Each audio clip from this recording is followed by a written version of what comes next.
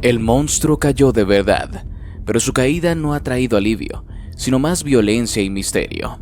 Nos referimos al Kraftman, el peor extorsionador de América, cuya captura debería haber significado seguridad, pero terminó en tragedia dentro de las sombrías paredes de la cárcel Secot en El Salvador. ¿Cómo ocurrió esto? Quédate hasta el final del video para descubrirlo. Antes de empezar, deja tu registro con el botón de like y suscríbete.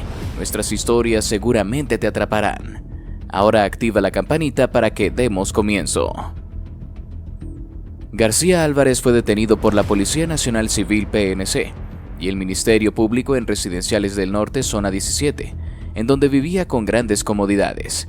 Las fuerzas de seguridad efectuaron 13 allanamientos más, por medio de los cuales aprehendieron a otros 5 supuestos pandilleros, identificados como Brigitte Selén Magaña López, de 20, Irma Azucena Mejía Pérez, Óscar Alejandro Solares, ambos de 21 años, Edwin Lemus Hernández, de 34, y Melvin Estuardo Castañeda, de 19. Este último fue detenido en posesión de marihuana, cocaína, un arma de fuego y municiones calibre 9 milímetros. Todos los detenidos son señalados de asociación ilícita, asesinato, asesinato en grado de tentativa, conspiración para cometer asesinato y obstrucción extorsiva de tránsito. García Álvarez había sembrado el terror en las calles, pero su destino dio un giro oscuro cuando fue trasladado a la temida cárcel Secot en El Salvador.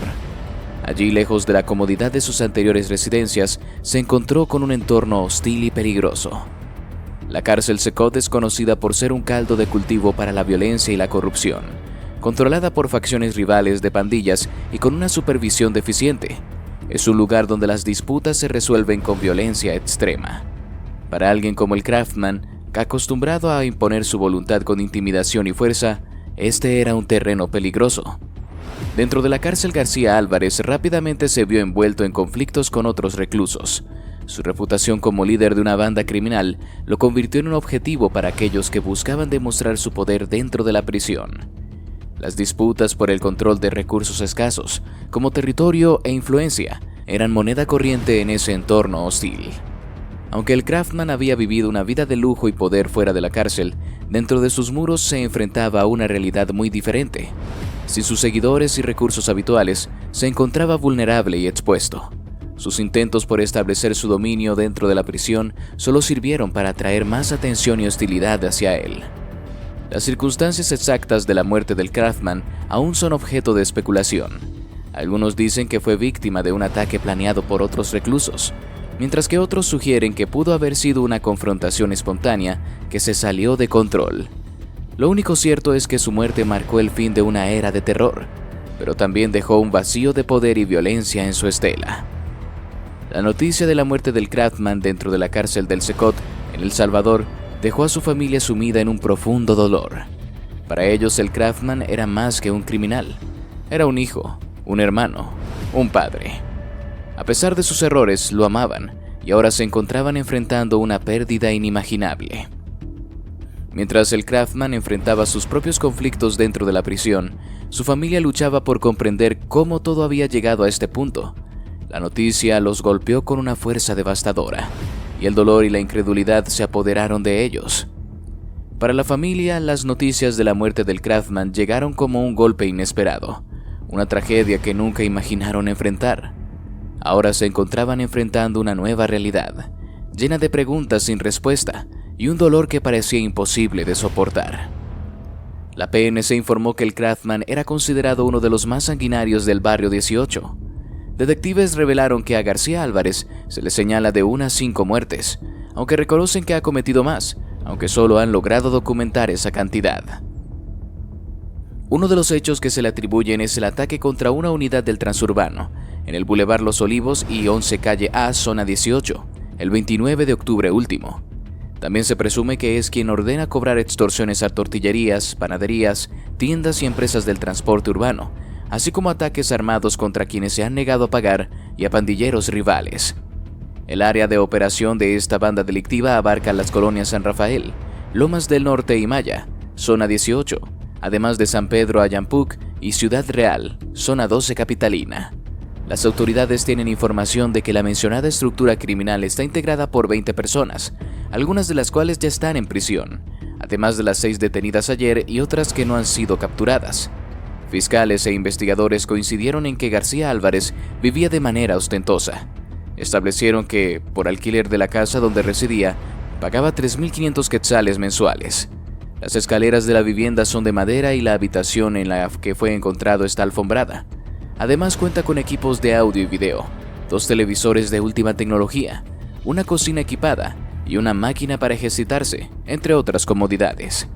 Vecinos del señalado indicaron que nunca lo habían visto, pues pasaba inadvertido en su vehículo con vidrios polarizados. Incluso dijeron que no se bajaba ni para abrir la puerta del garaje, pues lo hacía otra persona. Fiscales detallaron que las cortinas de la habitación de García Álvarez eran gruesas y oscuras, posiblemente para evitar el contacto con vecinos. También se dio a conocer que los fines de semana llegaban a la residencia motocicletas repartidoras de un restaurante especializado en carne asada. Además, llegaban mujeres en taxis, supuestamente a dejarle dinero de las extorsiones. La banda liderada por García Álvarez, conocida como Craftman, ha extendido su alcance de extorsión a lo largo y ancho de varias zonas de la capital guatemalteca y sus alrededores. Su modus operandi ha sido descrito como violento y despiadado, con consecuencias devastadoras para aquellos que se resisten a sus demandas financieras. Las tortillerías, panaderías, tiendas y empresas de transporte urbano han sido los principales blancos de extorsión de esta banda. Aunque se desconoce la cantidad exacta de negocios afectados, se estima que la banda tiene bajo su control una extensa red de extorsión en las colonias San Rafael, Lomas del Norte y Maya, ubicadas en la zona 18 de la capital, así como en San Pedro Ayampuc y Ciudad Real en la zona 12. Los ataques armados contra quienes se niegan a pagar son una táctica común utilizada por la banda para infundir miedo y asegurar el cumplimiento de sus demandas. En el caso específico de García Álvarez, se le atribuye el ataque contra una unidad del transurbano en el Boulevard Los Olivos y 11 Calle A, zona 18, el 29 de octubre último, como parte de sus acciones para imponer el pago de extorsiones. La violencia asociada con las extorsiones de la banda no se limita a los ataques armados. García Álvarez ha sido señalado como responsable de al menos 5 muertes, aunque se cree que la cifra real podría ser mayor. La brutalidad de sus acciones ha quedado patente en sus propias palabras, cuando durante su captura expresó con orgullo que había matado a varios pandilleros rivales. Además de los negocios locales, la banda también ha extendido su influencia a otros sectores de la sociedad. Se presume que García Álvarez ordena el cobro de extorsiones a través de intermediarios que llegan a las empresas a recoger el dinero. Esto ha generado un clima de temor generalizado entre los empresarios y la población en general, que se sienten amenazados por la violencia y la coerción de la banda. Las autoridades han identificado a al menos 20 personas vinculadas a esta estructura criminal, algunas de las cuales ya están en prisión. Sin embargo, la captura de García Álvarez y otros miembros de la banda en los allanamientos recientes representa un golpe significativo a su operación. Aunque aún queda trabajo por hacer para desmantelar por completo esta red de extorsión, las acciones de las fuerzas de seguridad han demostrado que están comprometidas en combatir este tipo de delitos. La vida lujosa que llevaba García Álvarez contrasta con la realidad de violencia y terror que imponía a quienes se negaban a cumplir con sus demandas. Pagaba un alto alquiler por su residencia, que incluía comodidades como escaleras de madera, habitaciones alfombradas, equipos de audio y video de alta gama, televisores modernos, una cocina equipada y una máquina de ejercicios. Esta vida ostentosa era mantenida con el dinero obtenido de extorsiones y actividades criminales. A pesar de su discreción, los vecinos notaban la presencia de García Álvarez en la zona, debido a su vehículo con vidrios polarizados. Se cree que no se bajaba ni para abrir la puerta del garaje, delegando esta tarea a otra persona para evitar ser reconocido. Las cortinas gruesas y oscuras de su habitación también indican que buscaba mantener un bajo perfil y evitar el contacto con los vecinos.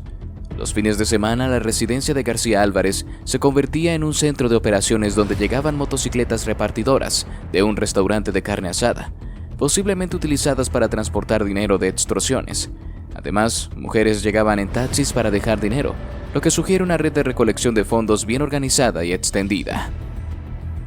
Los peores acontecimientos que llegaron a hacer: ataque contra una unidad del transurbano.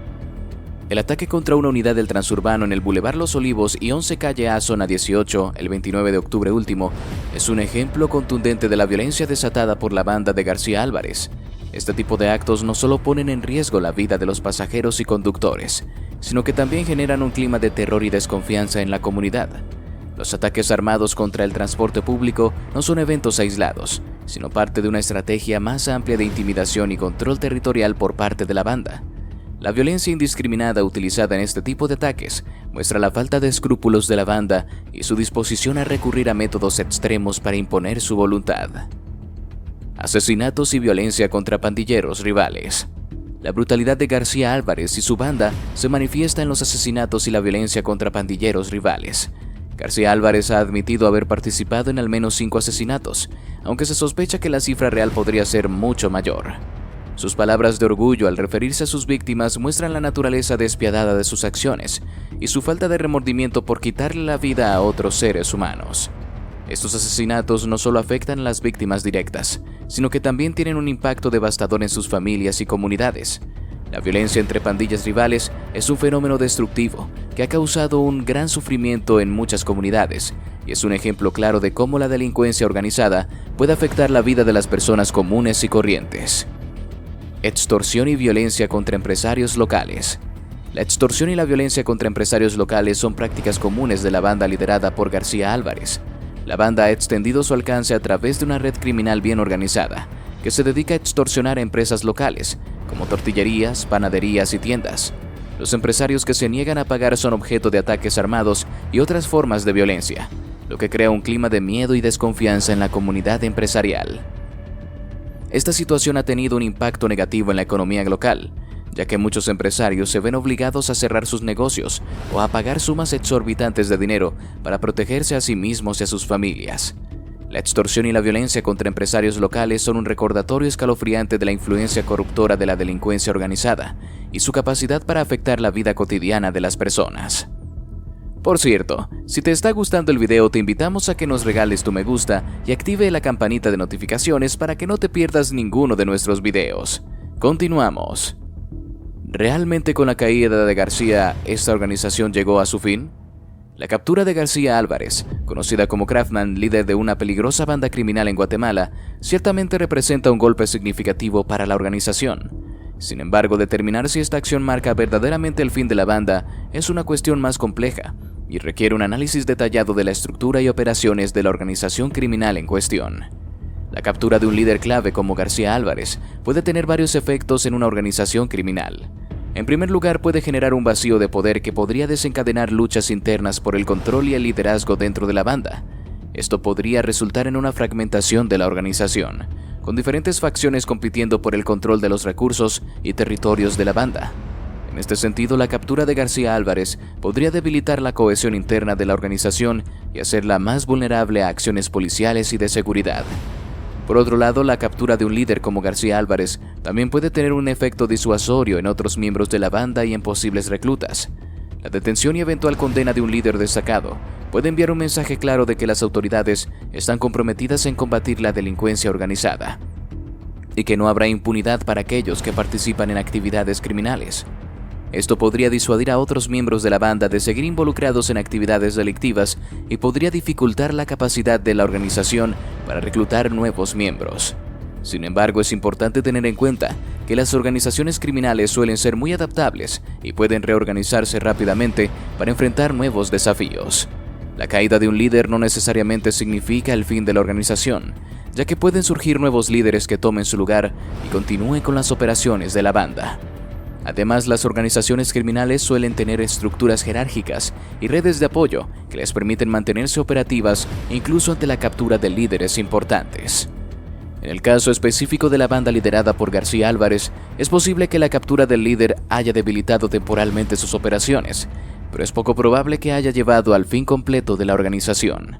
Es probable que la banda busque reorganizarse y reagruparse bajo un nuevo liderazgo para continuar con sus actividades criminales. Además, es posible que otras organizaciones criminales busquen llenar el vacío dejado por la caída de García Álvarez, lo que podría llevar a un aumento de la violencia y la inseguridad en la región. Así llegamos al final de este video. Si te gustó, te invito a que nos des tu me gusta para seguir haciendo más videos como este, además de que no olvides suscribirte y activar la campanita para que no te pierdas ninguno de nuestros nuevos videos. Te deseo un gran día. ¡Hasta la próxima!